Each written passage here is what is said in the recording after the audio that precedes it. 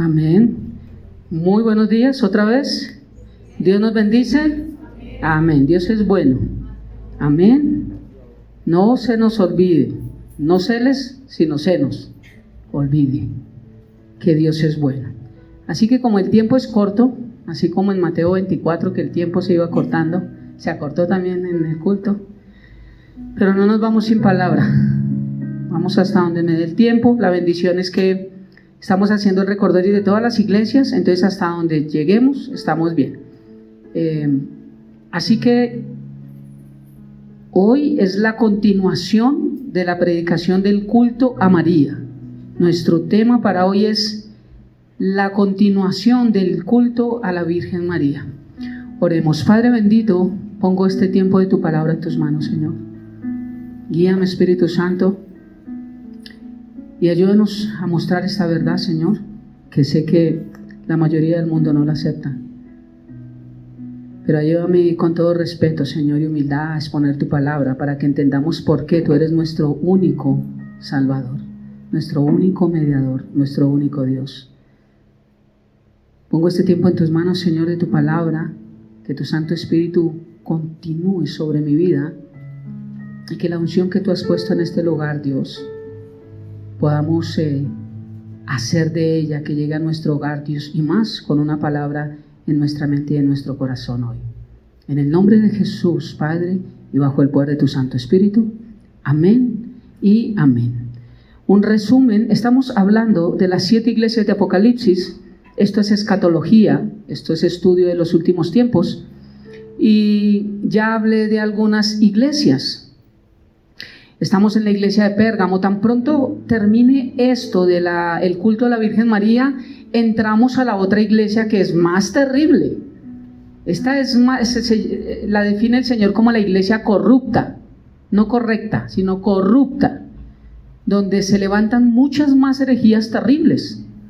Y esto es bueno para entender de dónde viene eso, de dónde viene que pongan velitas, de dónde viene que toque. Ayer estaba mirando una misa con mi esposa, nos vimos la misa, estuvimos juiciosos. Y perdónenme para los que me ven en redes, no quiero faltarle al respeto, pero qué cosa tan aburridora. Y Dios no es para nada aburrido. Y decían una palabra: intercede por nosotros San Martín de Porres, intercede por nosotros Santa Catalina de Loyola, intercede por nosotros San José, intercede. ¿Cuántos interceden por ellos? ¿Cuántos? Yo ya estaba... ¿Tienes sueño, amor? Pues son las 2 de la tarde, no sé. No, que intercede por tu... No, solo Jesús intercede por nosotros. Por eso necesitamos conocer la verdad, y la verdad, Juan 8:32, nos hará libres. Entonces, entramos a la iglesia de Pérgamo. Esta iglesia imperial se llama iglesia imperial. Y entré hablé acerca de herejías. Estamos hablando de herejías. ¿Qué es una herejía? Ya hablé que es un pensamiento de hombre, un pensamiento religioso. No es un pensamiento de Dios, porque si es pensamiento de Dios tiene que estar en la palabra. Dicen algunos, es que la Biblia de los protestantes. No, yo no tengo Biblia. No, la Biblia es la palabra de Dios para todos. Y en todas las Biblias está la misma palabra, a excepción de algunas, como los mormones, como los testigos de Jehová, que han cambiado textos. Por ejemplo, los testigos de Jehová cambian textos para creer que el Espíritu Santo no es una persona, sino una fuerza. Es ese algo, pero no es ese alguien. Entonces necesitan cambiar. Pero el texto original, por eso existe el hebreo y el griego original, no lo puede cambiar nadie. Entramos a la cuarta herejía, que fue el culto a la Virgen María. Hablé acerca de la virginidad perpetua. No fue virgen perpetua, y eso no la hizo pecadora. Hablé acerca de que la iglesia tradicional cree que nació sin pecado original. Esto es falso, por cuanto todos, y di muchos más versículos, no solamente di ese versículo. También el tercer, dentro de este punto del culto a María, son 6 puntos. El tercero fue María nombrada Madre de Dios. También le pusimos una X. No es Madre de Dios. Fue la madre de la humanidad de Jesús, despojado de su divinidad. Eso lo tenemos que entender. Entramos Empecé a hablar hace 8 días de los 3 vacíos que Jesús dejó, porque era importante mostrar acerca de la cruz. Y cuando continúe hablando de los 3 puntos que quedan acerca de la Virgen María, pues es importante saber que Jesús fue el único que tuvo estas características que le dan a la Virgen María, que ya voy a nombrar.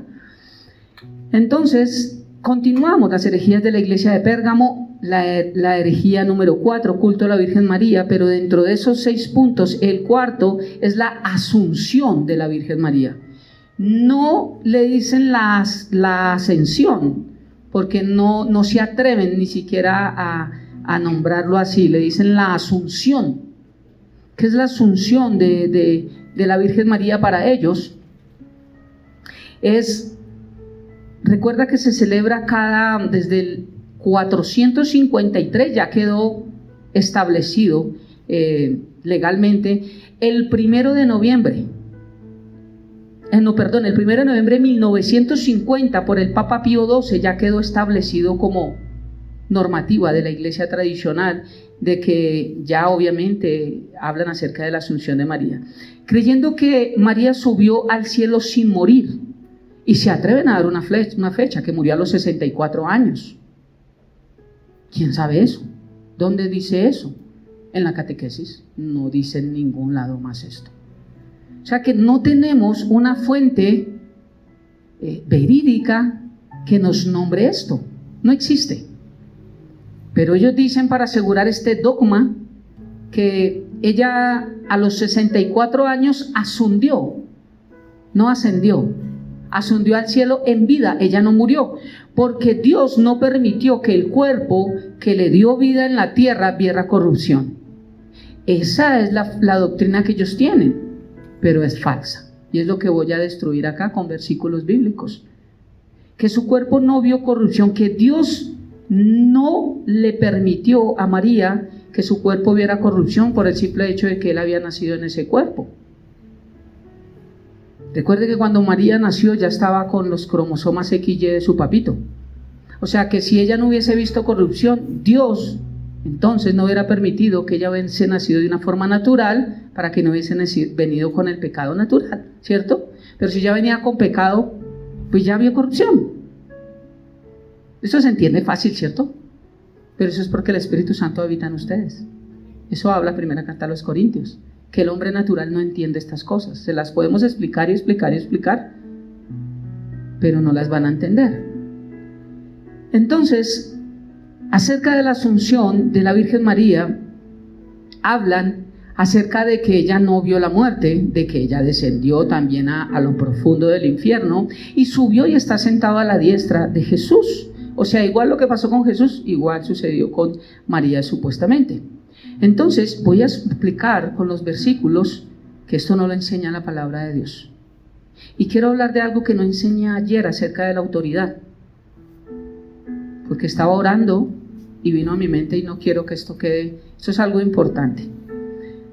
Acerca de la autoridad, yo hablé acerca de la autoridad porque es importante aprender no solamente de la muerte, de la sepultura y de la resurrección de Cristo, porque es importante, porque muchos pueden decir, no, pues que ¿quién vio el cuerpo? De hecho, más de 500 personas vieron a Jesús resucitado, históricamente, literalmente. Entonces esto es más real que lo real. ¿Por qué es importante saber esto? Porque necesitaba suceder que alguien estuviera el cuerpo allí, para que después resucitara y uno dijera, wow. De hecho, lo que hablamos acerca de Lázaro, la muerte de Lázaro, ¿por qué el Señor resucitó a Lázaro si después iba a morir y todas estas cosas?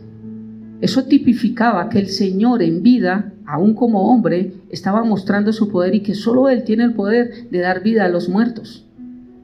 Y Él estaba mostrando, así como yo lo puedo levantar de los muertos, le dijo a María y a Marta, le dijo, ¿no te he dicho que si crees? Es que yo no le hablo de esa resurrección, estoy hablando es que yo soy la resurrección y la vida. Y el que cree en mí, aunque esté muerto, vivirá. Mire Dios, tan tremendo maestro que es Jesús, que esto lo hubiéramos entendido, aunque esté, pero tuvo que resucitar a alguien muerto para decirle, acaba de ver lo que pasó, sí, eso es lo que pasa. El que cree en mí, aunque esté muerto, ¿Resucitó o no resucitó? Sí, Señor, lo vimos. Pues eso es lo que va a pasar. Entonces tuvo que hacerlo literal para que pudieran entender que no morimos. No morimos. Si tenemos que partir antes de que Jesús venga, pues nos vamos a ir con el Señor. Y esta es otra de las muestras de que el Señor viene por su iglesia. Él viene, porque Marta le dijo: sí, Señor, sabemos que tú vendrás el día de la resurrección, el día postrero. Pues yo no estoy hablando del día postrero. ¿Lázaro resucitó en el día postrero? No. Jesús ni siquiera había muerto en la cruz ni había resucitado. Y resucitó a los que creían en Él. Eso es una prueba de que Jesús viene por su iglesia. Entonces, el tema, hablando acerca de la autoridad, Jesús viene y le quita la autoridad a Satanás. Mientras estuvo en su sepultura en estos días, le quita la autoridad, vence a todo principado, potestad, todos los que se desviaron con él, los vence, les quita la autoridad, y toda la autoridad es dada a Cristo Jesús por el Padre, según Filipenses 2. Hasta ahí estamos, ¿cierto? Pero lo que quiero que entendamos, ¿qué autoridad Jesús le quitó a Satanás? Eso sí no es para dentro de 8 días, como dice el pastor, no. Dijo mi esposa, otra vez dijo eso. ¿Qué autoridad le quitó Satanás a Dios a Satanás? Porque tenemos que entender algo. Dios, aún antes de que Jesús resucitara y le quitara la autoridad, sigue teniendo la autoridad. ¿Estamos? Lo estoy volviendo como... Si Dios ya tenía la autoridad en el cielo, ¿cuál autoridad le quitó Jesús a Satanás venciéndolo en la cruz? ¿Cuál autoridad le quitó? Y cuando entendí esto, les digo la verdad, lo entendí esta mañana en oración. O si no lo hubiera dicho. Y tan pronto el Señor me lo reveló, le dije, Señor, lo tengo que decir. Porque si no quedamos ahí, ¿cierto? ¿Qué autoridad? Porque si yo no explico esto, el Señor me daba a entender esta mañana, la gente va a decir que mientras Jesús no resucitó, la autoridad la tenía Satanás y no Dios. ¿Y cuántos están de acuerdo conmigo que Dios siempre ha tenido la autoridad? Entonces la incógnita es, ¿cuál autoridad quitó? En 8 días, no, porque mi esposa a mí. Mira, la autoridad que Jesús le arrebató al diablo en la cruz fue la que Adán perdió, no la que Dios tiene. Importante esto. La autoridad que el hombre perdió por la desobediencia, por no creerle a Dios y por el pecado, ni siquiera el hombre la recupera. Es Dios mismo quien tiene que ir a quitársela al que se la entregó, al que se la quitó, para volver a entregársela al bobo que se la entregó al que se la quitó. ¿Me di a entender?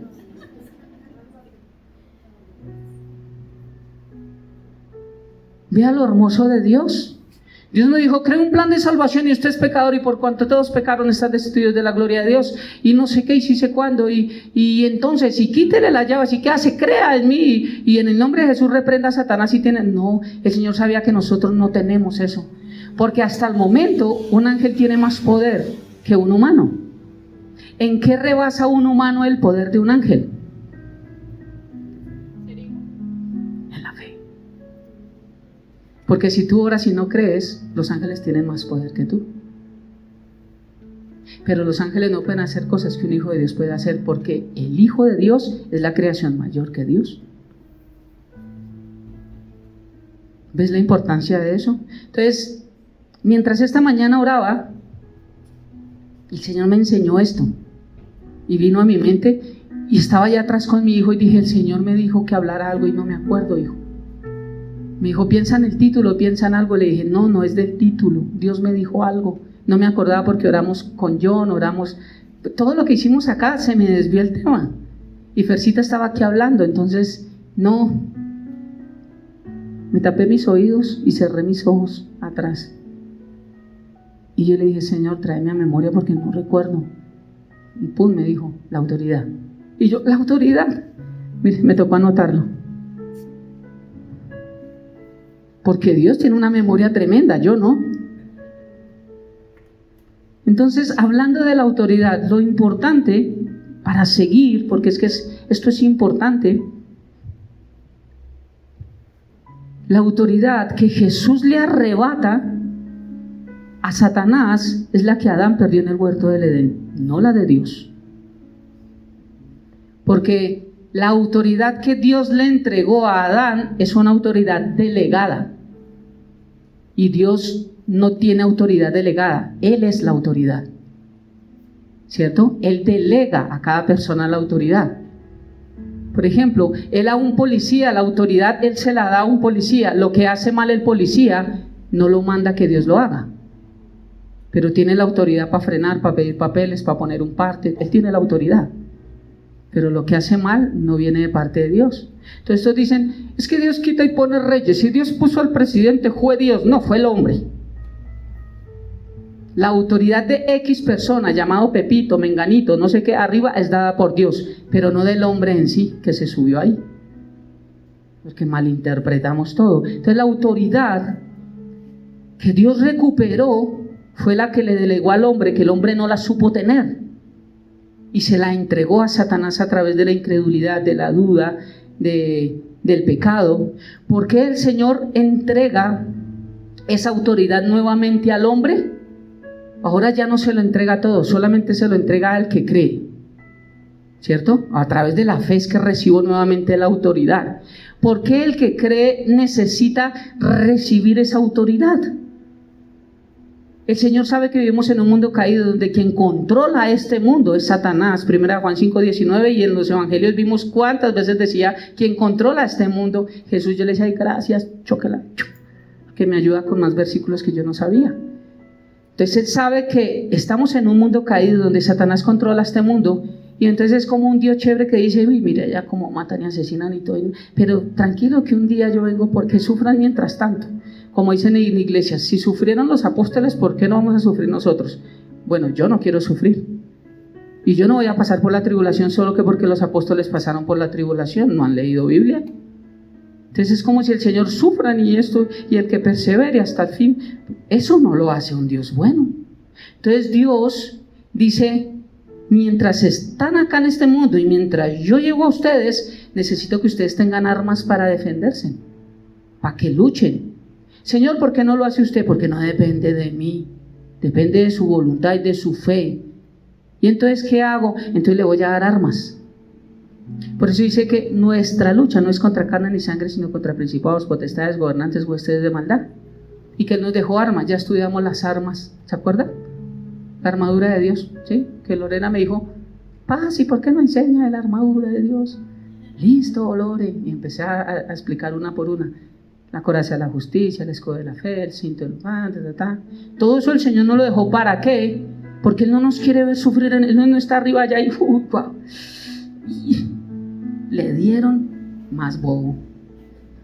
No, Él está mire, defiéndanse, no quiero que sufran. Mientras yo llego, háganle, mire, ustedes pueden vivir así, ustedes pueden vivir así, y yo vengo y van a ver una vida diferente, ya no va a estar Satanás.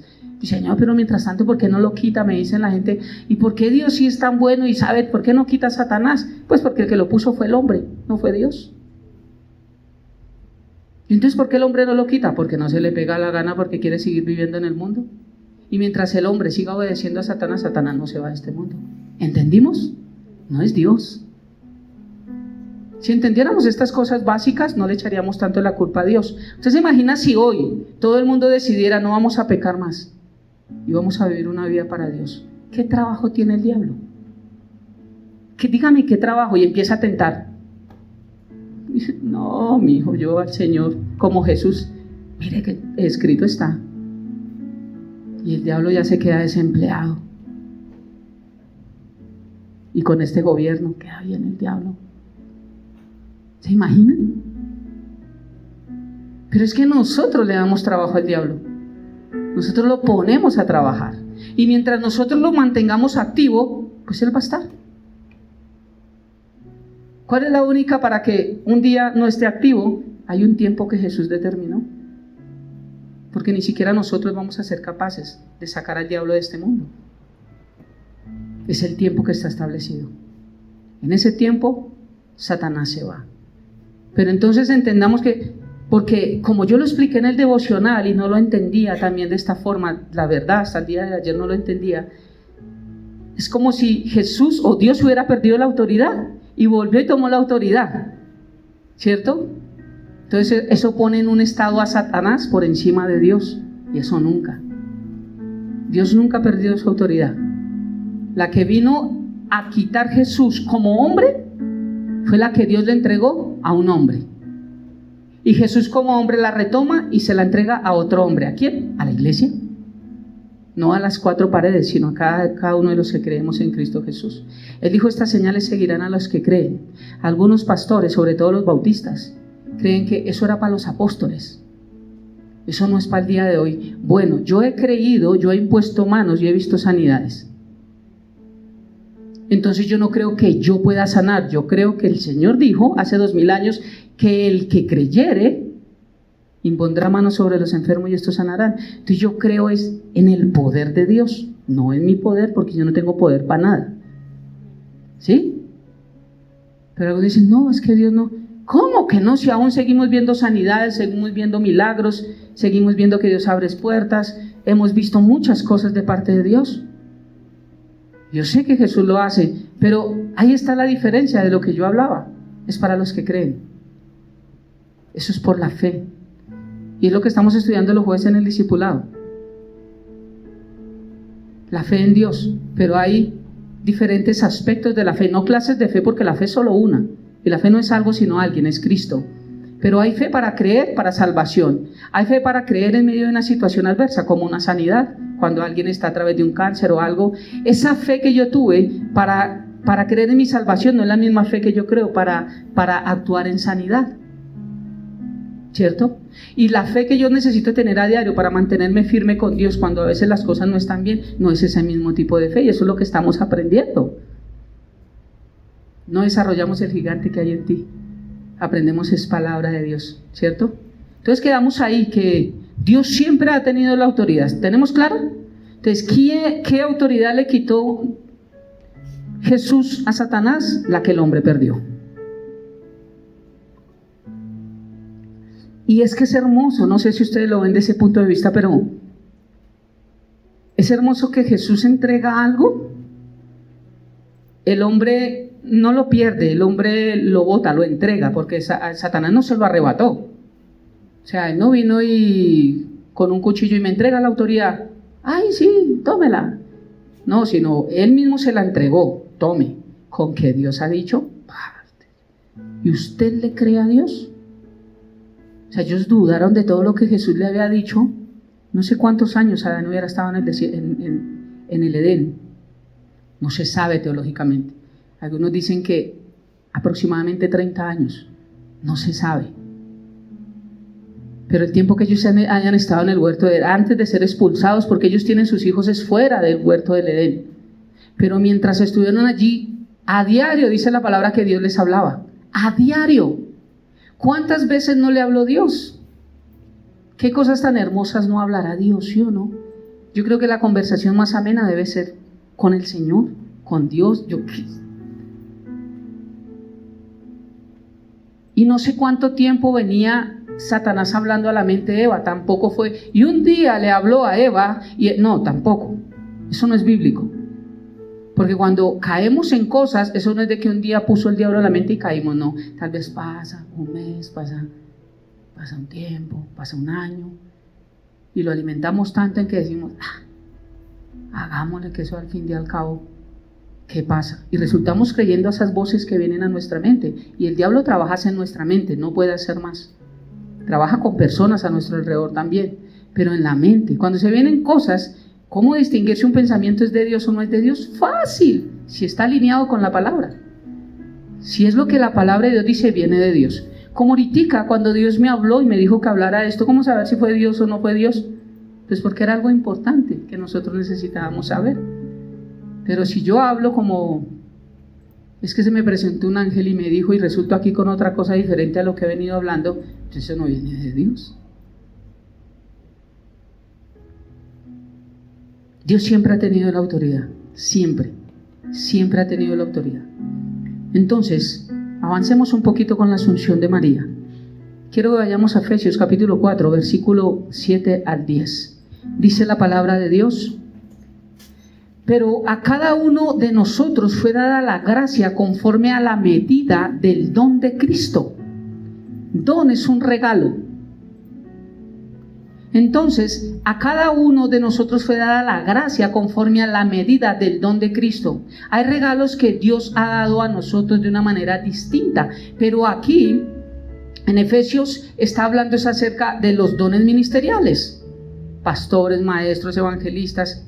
Entonces, Dios nos dio, a los que tenemos el llamado pastoral, una medida de don, dice, nos fue dada la gracia conforme a la medida del don de Cristo. Cristo fue el que decidió un día llamarme a mí al pastorado.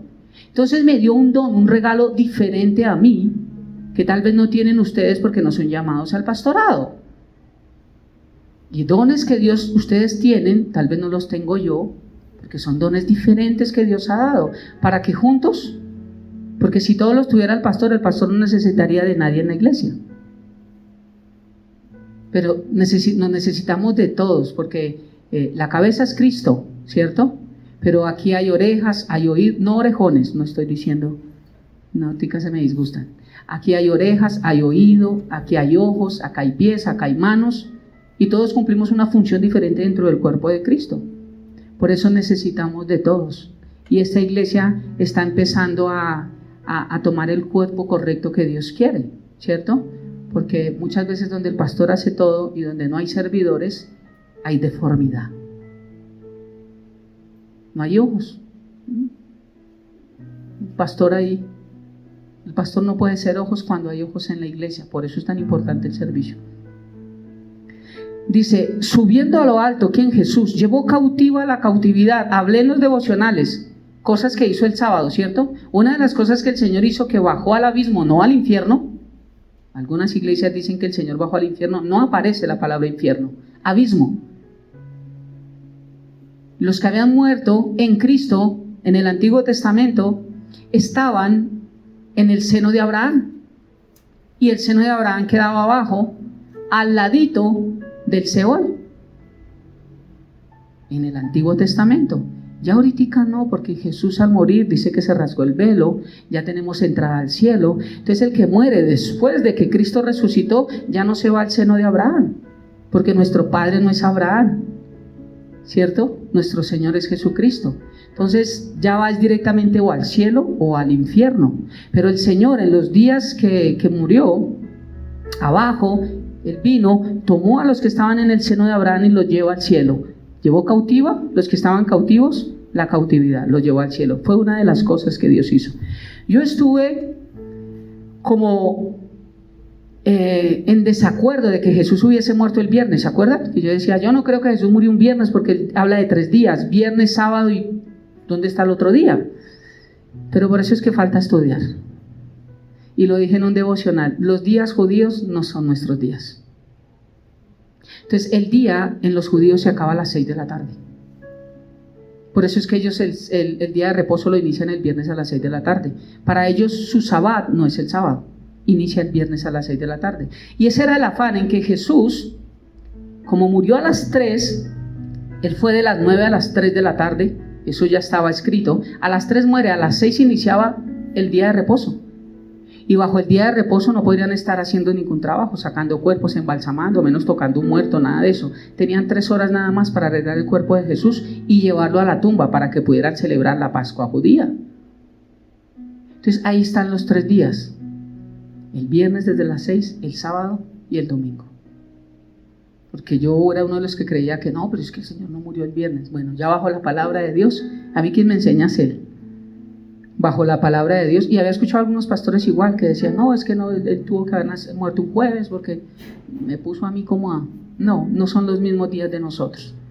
De hecho, ¿ustedes saben por qué la Semana Santa varía entre marzo y abril?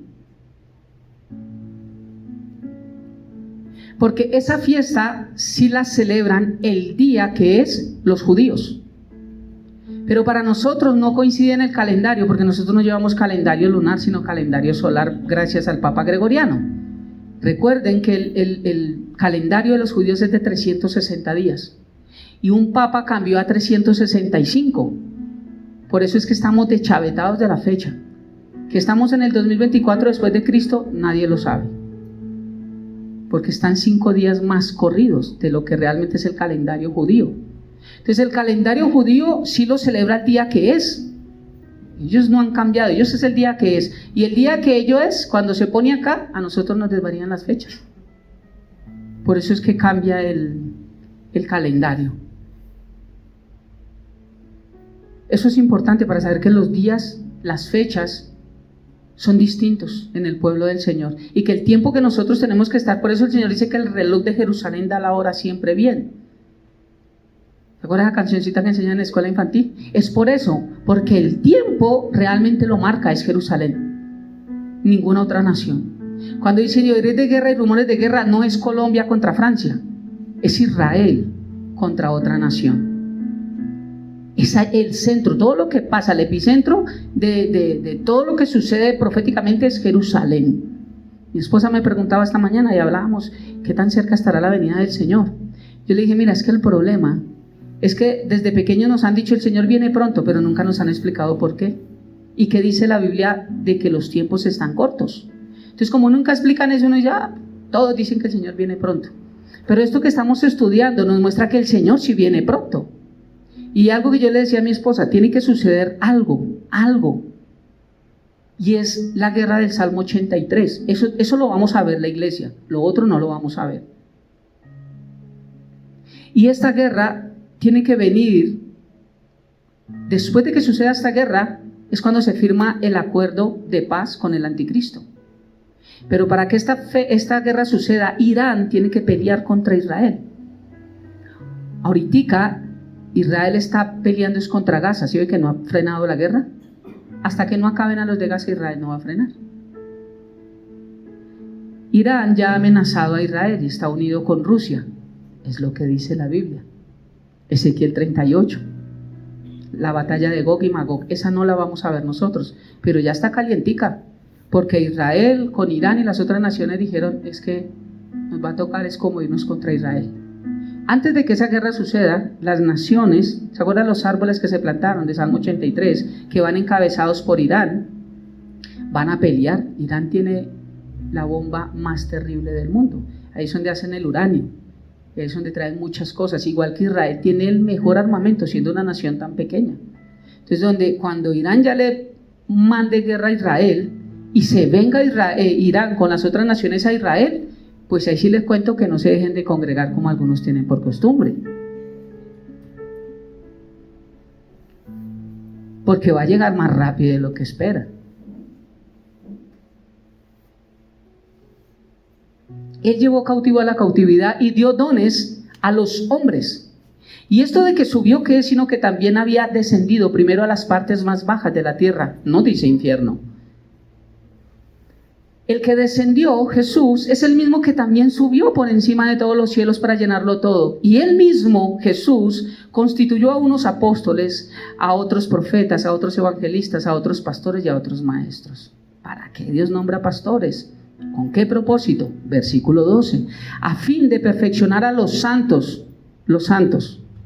Levante su mano. Esos son los santos. Ay, no hay ningún. Ahí hay 2 manos nomás. Levante su mano. Es que santo no es el que no peca, ojo. ¿Quién ha enseñado eso? Santo es apartado con un propósito. El que no peca es el que se consagra.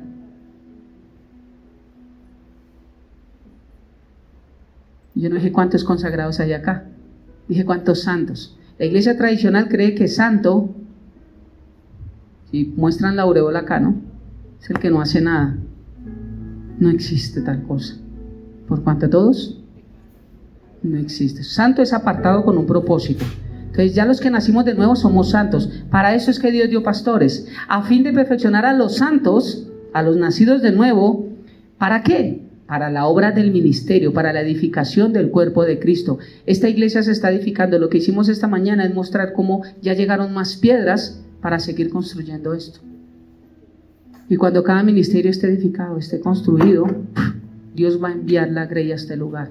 Antes no lo va a hacer, porque necesitamos tener un orden, una estructura. Una estructura. Entonces, Él mismo constituyó a unos apóstoles. ¿Para qué? Para perfeccionar a los santos para la obra del ministerio, para la edificación del cuerpo de Cristo. ¿Hasta cuándo Dios quiere esto? Hasta que lleguemos todos a la unidad de la fe y del conocimiento del Hijo de Dios, a un varón perfecto a la medida de la estatura de la plenitud de Cristo. ¿Para qué Dios mandó pastores? ¿Para qué quiere perfeccionar nuestras vidas? ¿Y para qué quiere que lleguemos a conocerla, tengamos el conocimiento del Hijo de Dios? Para que no seamos niños fluctuantes llevados por doquiera de todo viento de doctrina, por estratagema de hombres que para engañar emplean con astucia las artimañas del error, sino que siguiendo la verdad en amor crezcamos en todo aquel que es la cabeza.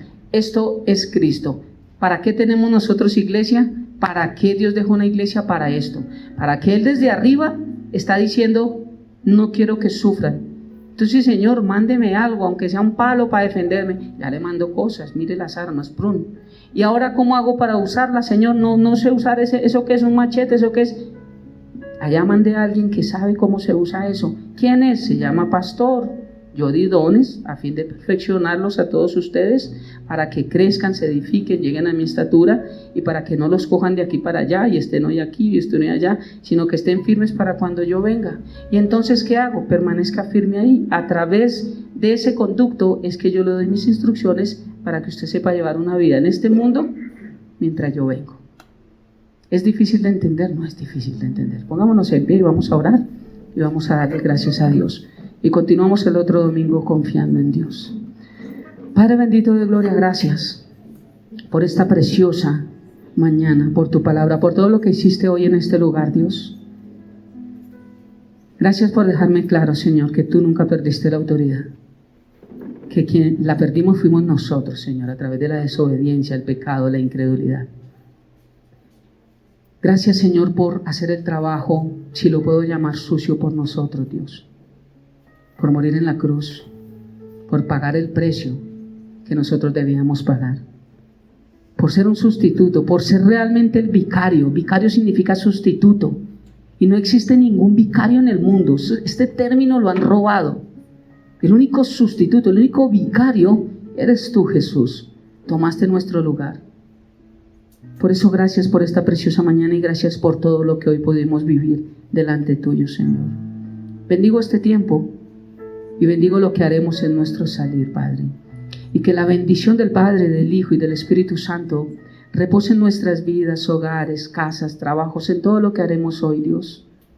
Y que la paz tuya, que sobrepasa todo entendimiento y toda sabiduría, guarde nuestros corazones y nuestros pensamientos en Cristo Jesús, Señor nuestro. Amén y amén. Bendiciones del cielo para todos. Nos vemos el otro domingo confiando en el Señor.